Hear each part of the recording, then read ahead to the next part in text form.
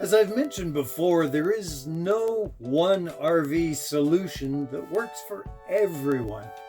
Some people don't choose a motorhome because they would need to tow a vehicle for excursions. Others prefer not to pull a trailer or a fifth wheel because they're not comfortable backing up, or they find the combined length just too long. So, what do you do if you still want to go RVing? Well, stay tuned and we'll look at an option called a truck camper. Hello again, YouTubers. I hope you've enjoyed our Homes on Wheels series, where we look at a number of options for RVing. If you haven't seen the previous videos on RVs, you can check them out on our Homes and Life channel, or some will probably be in the videos down on the side. And thanks again to our subscribers. You do make this channel possible. For those of you that haven't subscribed yet, well, I think you know what to do. Sometimes when traveling, there's an attraction or a lake or something that you'd like to see that's just a bit off of the beaten path. And that big RV unit is just not practical to use to go in there, as the roads may be a little too small or too rough. So do you just go back to camping with a tent? Or do you do what many people have done and carry their home on their back, so to speak? So what I'm talking about here is an RV option called a slide-in truck camper. A slide-in truck camper is just what it sounds like. It's a self-contained RV unit that slides into the bed of a pickup truck, and you use it just the same as you would any other type of RV. This can be a very viable option for some RVers, as some of these units have all the amenities of a larger unit, and yet they can be carried into some pretty tight areas, or even parked in a regular parking spot in a parking lot. So before I go into some reasons for or against these units, I'll point out that safety is key. It's very important, and it's again up to the potential buyer of one of these slide-out campers to make sure that their truck can safely and legally carry one of these campers. There are some very basic and lightweight campers that can be safely carried in a half-ton truck, but the majority of these campers will require a 3/4 ton or even a 1-ton truck. Homework needs to be done to make sure that your fully loaded weight still fits in the carrying capacity of your truck. Payload, axle ratings, GVWR all need to be considered. Even the tire rating needs to be checked.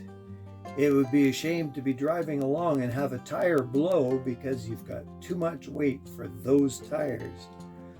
I have seen units that weigh as little as 1,750 pounds, and others that are as heavy as 4,870 pounds. That's a lot of weight, so size does matter with a camper. So, what are some of the good and the not as good things about these campers? Well, as I have already mentioned, parking and maneuverability are quite good, allowing access to parking lots or small campsites that are just not accessible with a larger unit. And when you're not using the unit, storage doesn't take up much space. The truck itself is usually still available to tow a boat or an ATV trailer while carrying the camper. So this allows for many more options for your enjoyment.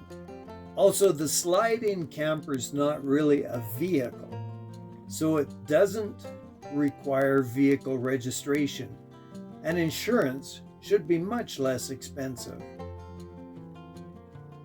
If you're looking at campers, you'll notice that they're fairly small compared to some of the large motorhome units.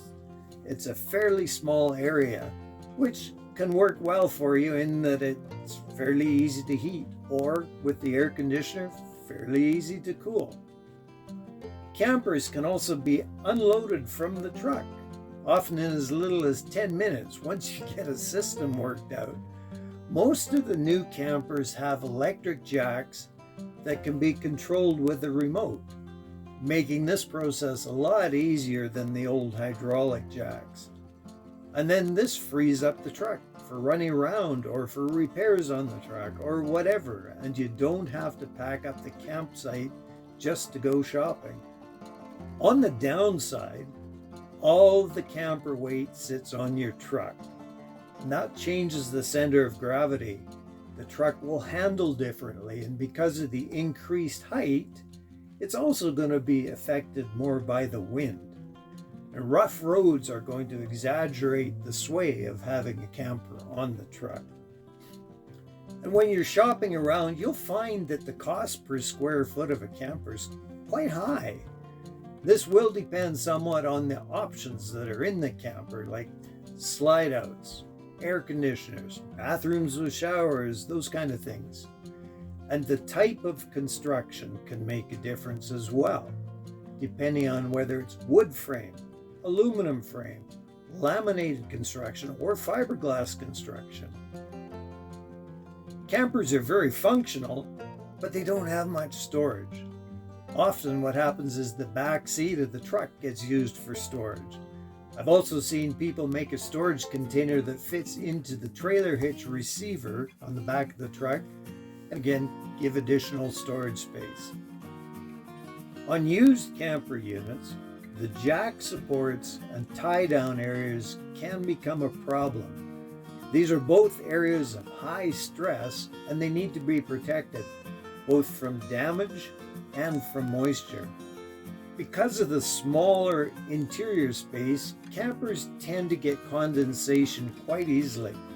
This can become a challenge, as the condensation can make some areas damp and eventually moldy. Under the mattress in that overhead sleeping area that extends over the roof of the truck, that's one area that's notorious for mold. The good news is that there are accessories available now that allow some airflow underneath the mattress to help with that issue. So again, you can see that a slide-in camper is going to be just the answer for some people and some uses, but not suitable for others. When trying to decide which is the best for you and your purposes, do as much research as you can, both online and offline. YouTube is a great resource, but you'll also need some hard numbers from other sources as well. So I hope you've enjoyed this video, and as always, feel free to add your thoughts and comments in the comments section down below. Until next time, remember, life is an adventure, and I'll talk to you again soon.